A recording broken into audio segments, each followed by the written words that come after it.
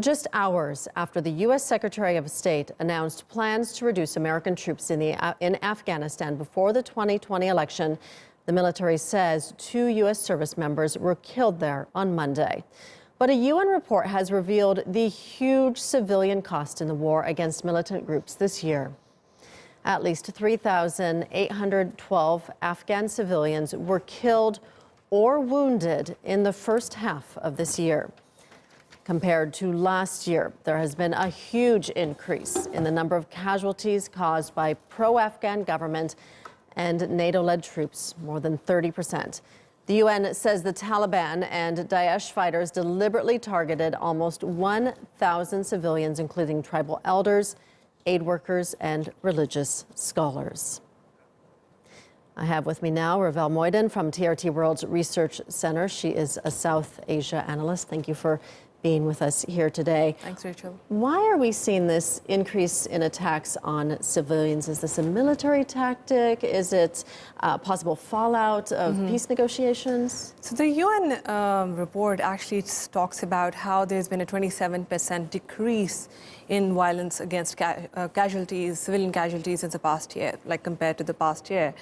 But there's been a 27% increase in the second quarter of 2019 compared to the first quarter. So there's obviously a ramping up of attacks against civilians. What's really worrying is that almost 1,400 people have been either killed or injured due to attacks by pro-government forces. That's a 31% increase compared to last year in the same time period. Now, is this a military tactic? Is this linked with the fact that the Taliban and the US have reached an incredibly important stage in the talks for establishing some kind of peace in Afghanistan? That's potentially very possibly correct. There's definitely a linkage. Now, whether that is actually it's actually working, I don't think so. I don't think that it's actually a very smart military tactic that they're being followed.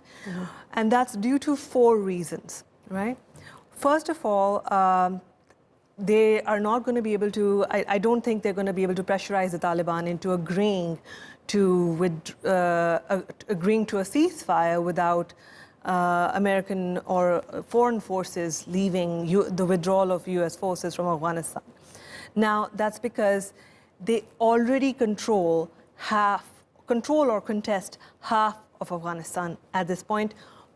In fact, the most since 2001. They also know that time is on their side. The longer they hold on, the Taliban, the longer they hold on, they know their position will be strengthened. The US President Donald Trump has actually promised the withdrawal of US forces before 2020. The other thing is the optics on the ground are not looking really great. The Taliban are actually saying things like, look, this claims are being strengthened by the fact that pro-government forces, NATO-led forces, are actually committing these casualties against civilians.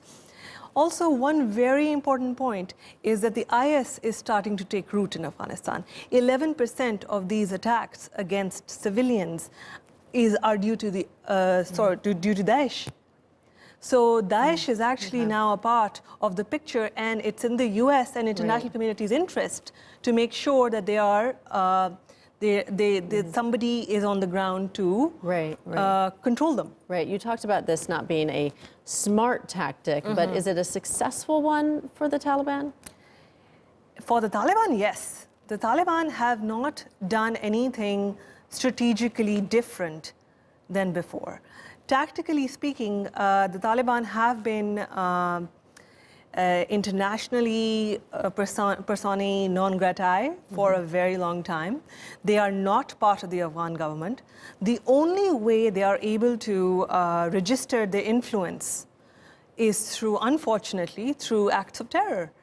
And that is their way of registering and communicating influence, whereas the Afghan government and NATO-led forces, they have all the legitimacy in the world. The fact that they are there on the ground, they have international acceptance.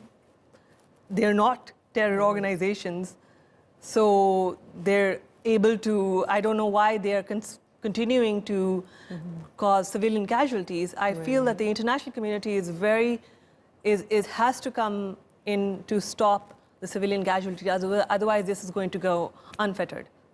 All right. Unfortunately, we're going to have to leave it there. Ravale Mohydin from TRT World Research Centre. Thank you so much. Thank you so much for having me.